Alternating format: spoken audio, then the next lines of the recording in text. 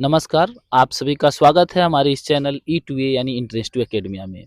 किस्से कहानियों की इस सीरीज में आज कहानी तब की जब ईस्ट इंडिया कंपनी को मिले 3 गांवों की जमींदारी ने कॉलोनियल टाइम पीरियड में लगभग 150 सालों तक जो है वो ब्रिटिश साम्राज्य की राजधानी के रूप में काम किया। जी हाँ, अब तक तो आप समझ गए होंगे हम बात कर रहे हैं कलकत्ता की। कलकत्ता शहर की स्थापना कैसे हुई इसके बारे में हम जो वहाँ के ओरिजिनल डॉक्यूमेंट्स हैं जो हम आपको वीडियो में भी दिखाएंगे उनके थ्रू ये पता करने की कोशिश करेंगे कि ईस्ट इंडिया कंपनी आखिर बंगाल में सेटल कैसे हुई, बंगाल में ईस्ट इंडिया कंपनी को 3 गांवों की जमींदारी कैसे मिली, कितने रुपयों में मिली और कैसे उन 3 गांवों को मिलाकर एक भव्य नगर की स्थापना हुई जिसे आज हम कलकत्ता के नाम से जानते हैं।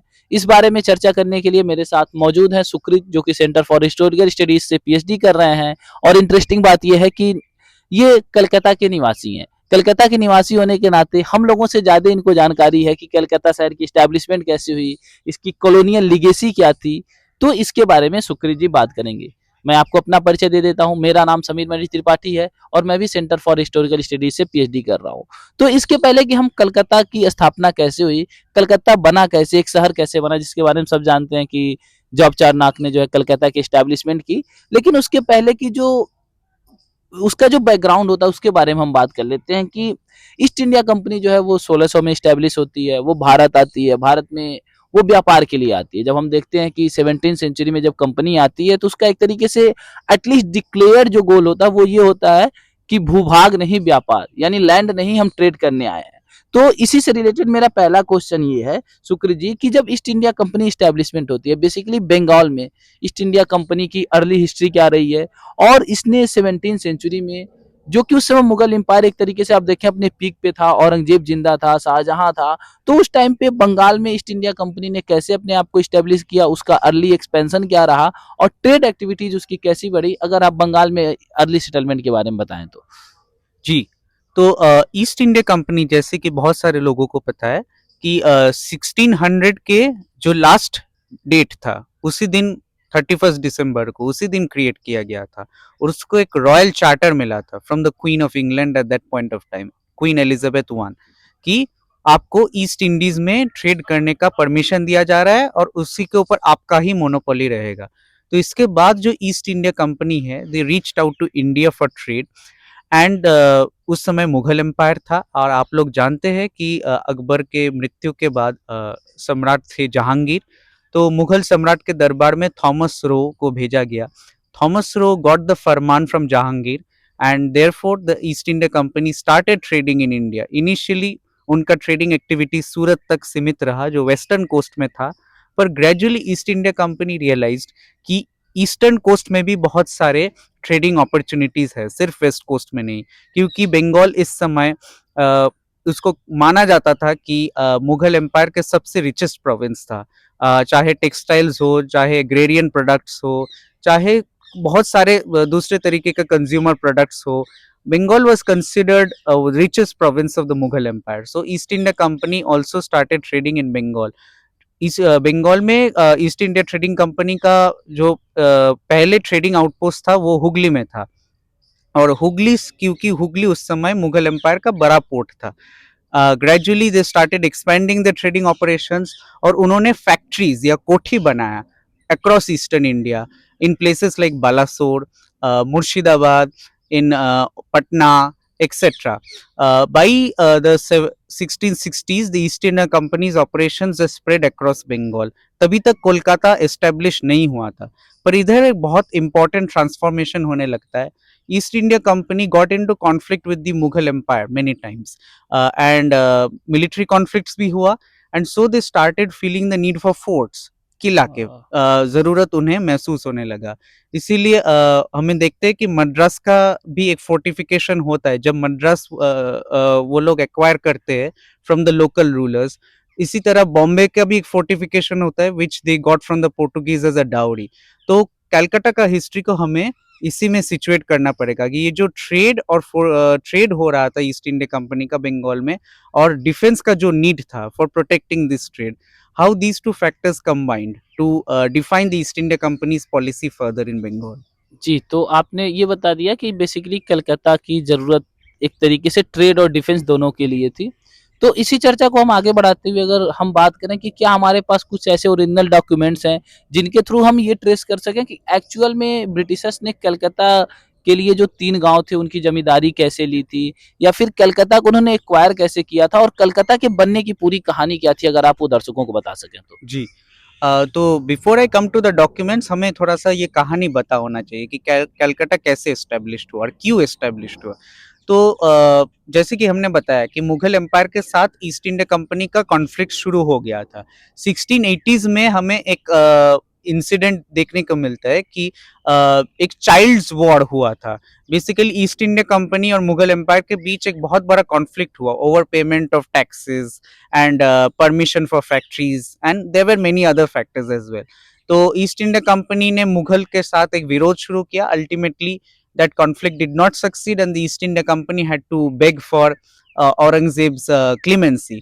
तो औरंगजेब ने तो माफ कर दिया ईस्ट इंडिया कंपनी को, बट ईस्ट इंडिया कंपनी को भी एक सबक मिला इस एक्सपीरियंस के से कि हम मुगल एम्पायर को अभी चैलेंज नहीं कर सकते. We have to focus on more stronger fortifications, more stronger areas and build more wealth before we can take on the Mughal empire. तो ईस्ट इंडिया कंपनी के बहुत सारे ऑफिशियल्स थे जो एक्सप्लोर करने लगा कि और एक साइट हो सकता है कि नहीं, particularly on east coast. And one of these officials of the East India Company was Job Charnock. तब ये जोब चार्नोक नाम के जो आदमी थे, ये बहुत इंटरेस्टिंग आदमी थे. ये बहुत गरीब बैकग्राउंड से आते थे. इनके फैमिली एरिस्टोक्रेट्स थे, पर फिर दे गॉट इनटू डेट.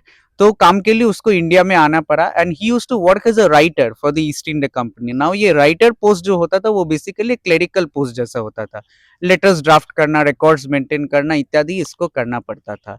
तो इधर से जोब चार्नोक जो थे वो बहुत इंटेलिजेंट थे, वो बहुत एंटरप्रेन्योरल थे और बहुत करप्ट भी थे. तो ये स्किल्स यूज करके वो बहुत क्विकली ईस्ट इंडिया कंपनी के रैंक्स में उठना शुरू किया. उनका प्रमोशन हुआ. अल्टीमेटली वो पटना के कोठी का भी सुपरिंटेंडेंट बना. तो ये जॉब चार्नोक जो थे 1680s में बंगाल के दायित्व में थे. उनको लगा कि मुझे एक साइट देखना है बंगाल के कोस्ट में जो ट्रेड के लिए भी अच्छा हो और जो इजीली फोर्टिफाइड भी हो. And he started looking for locations. He looked at other places in Howrah and Medinipur as well, but he didn't like those places. Ultimately he settled on Kolkata और उसके लिए एक रीजन था. एक तो था कि गंगा जो था वो कलकत्ता का वेस्ट में है, that served as a defensive frontier. East में भी वेटलैंड्स है और कोलकाता का जो लोकेशन था वो हाई टाइड के समय शिप्स वहीं तक आ सकता है इफेक्टिवली. तो that's why he chose that location. And on 24th of August 1690 we get an entry in Job Charnock's diary which records that he embarked on the village of Sutanuti. Now ये Sutanuti क्या था? Basically हम जब आज कोलकाता के बात करते हैं, ओरिजिनली कोलकाता नहीं थे, जैसे कि समीर ने बताया कि 3 गांव थे, सुतानोटी, गोविंदपुर, कोलिकाता. तो ये सुतानोटी के गांव में on 24th of August 1690 job Charnock आया था along with several of his English colleagues. इसीलिए कन्वेंशनली 2003 तक जोब चार्नोक को कोलकाता का फाउंडर माना जाता था. पर 2003 में कलकत्ता हाई कोर्ट का एक जजमेंट आया कि नहीं, Job Charnock was the first Englishman to come to Kolkata, पर उसके पहले कोलकाता का सेटलमेंट था, सो we can't say Job Charnock was the founder of Kolkata. पर फिर भी Job Charnock was very important in the history of Kolkata. He continues to be important in the history of Kolkata, क्योंकि उसके वजह से ही कोलकाता एक कॉलोनियल मेट्रोपोलिस बना और अभी भी उसका ग्रेवयार्ड हमको मिलता है सेंट जॉन्स चर्च में. ठीक है, तो ये आपने बात कर दी उनकी। अब थोड़ा-सा उस अगर आप फैमिली के बारे में बता सकें कि जिसने कलकत्ता के लिए ज़मीन दी या ज़मींदारी दी, उनके बारे में अगर थोड़ी-सी उनकी हिस्ट्री के बारे में भी बता सकें आप, जो डॉक्यूमेंट्स हैं उनके थ्रू, फिर हम आगे बढ़ते हैं। जी, तो ये जो कोलकाता था बेसिकली जैसे बताया कि 3 गांव थे, पर ये 3 गांव जो मुगल परगनास थे उसके अंडर था. And the zamindar who were in charge of this Parganas was the Sabarna Roy Chaudhary family. ये जो शाबर्ण रॉय चौधरी फैमिली है वो मुगल जमींदार से मान सिंह जब बंगाल इन्वेड किया था in the early 1600s and he tried to put down the rebellion of Pratapaditya. तो तब ये जो सावर्ण राय चौधरी फैमिली के जो एंसेस्टर थे Laxmikant Majumdar, he help the Mughals particularly Mansingh a lot in putting down the rebellion. तो in return he got this zamindari. And 1690s में जब अल्टीमेटली ईस्ट इंडिया कंपनी इधर आया तो उनको तो पसंद हो गया था ये area, but they did not have the ownership of this area. Though they started negotiating with the Shaborna Roy Chaudharies. Initially, Shaborna Roy Chaudharies refused to give the land.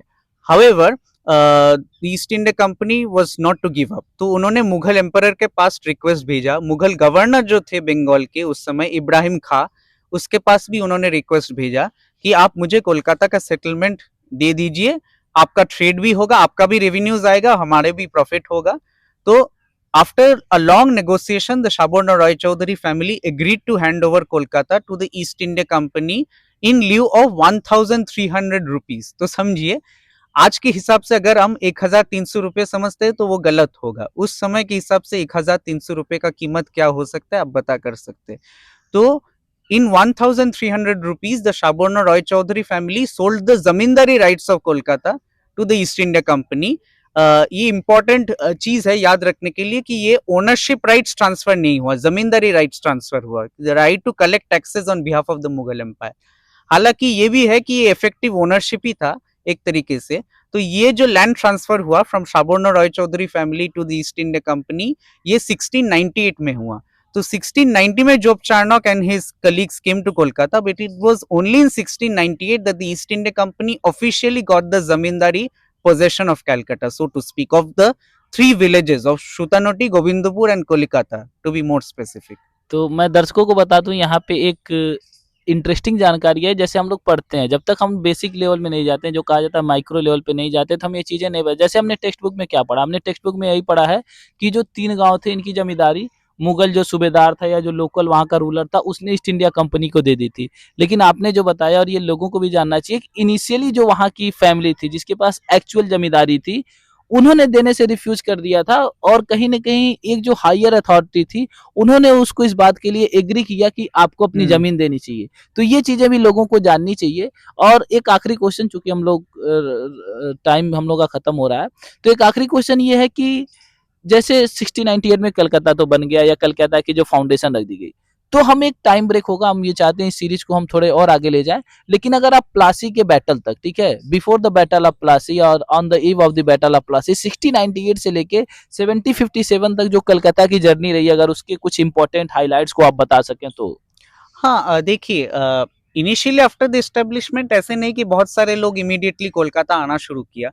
So Kolkata remained, I mean Calcutta at that point of time remained a small settlement. English जो civilians थे बंगाल के, वो concentrate होने लगा कैलकाटा में. Calcutta started slowly emerging as a trading outpost for the British in Bengal. पर एक बड़ा ट्रांसफॉर्मेशन शुरू होता है 1740s में, जब मराठा इन्वेशंस होता है बंगाल में, जिसको बड़गी इन्वेशंस की कहा जाता है. Now during the Maratha invasions, जो नवाब थे बंगाल में, he failed in maintaining law and order. And by contrast, लोगों को लगा कि ये जो इंग्लिश सेटलमेंट है कैलकाटा में वो बहुत सिक्योर है. And that's why people from the rural area started moving towards Calcutta. और इसी समय हमको कैलकाटा का ग्रोथ देखने को मिलता है. और एक मराठा डिच भी क्रिएट किया जाता है around Calcutta as a perimeter for defence against the Maratha invasions. तो कोलकाता का जो आज के हमें नॉर्थ कोलकाता देखने को मिलता है, वो उसका ग्रोथ मोस्टली 1740 से 1760s के बीच हुआ, जब people were fleeing the Maratha invasions. और प्लासी के युद्ध के बाद तो Calcutta became the colonial metropolis, तो उसका फ्यूचर तो और भी चेंज हो गया उसके बाद. तो इसी के साथ आपने जाना कि कैसे कलकत्ता जो नगर था, वो कलकत्ता नगर की फाउंडेशन रखी गई, विलेज से एक रूरल एरिया से एक अर्बन एरिया में ट्रांसफॉर्मेशन होता है. और अगर आप लोगों को ये सीरीज पसंद आएगी, तो कहीं ना कहीं हम ये प्लान कर रहे हैं कि और भी जो भारत के शहर थे वो कैसे बने और उनकी कहानी क्या थी, उनको कई पार्ट्स में लाया जाए. जैसे अभी हमने प्लासी तक की बात की, इस सीरीज को हम सुकृत के साथ कंटिन्यू रखेंगे कई सारे टाइम फ्रेम में, कि प्लासी से जो है हम 1857 तक देखेंगे, फिर 1857 से 1911 तक, एंड देन 1911 से इंडिपेंडेंस तक हम कलकत्ता की जर्नी को देखेंगे. तो अगर आपको ये वीडियो पसंद आया है और आप इस सीरीज को कंटिन्यू रखना चाहते हो, तो कमेंट सेक्शन में जरूर बताइए. चैनल को लाइक, सब्सक्राइब और शेयर कीजिए. इनिशियल स्टेज है, अपना सपोर्ट दीजिए. धन्यवाद.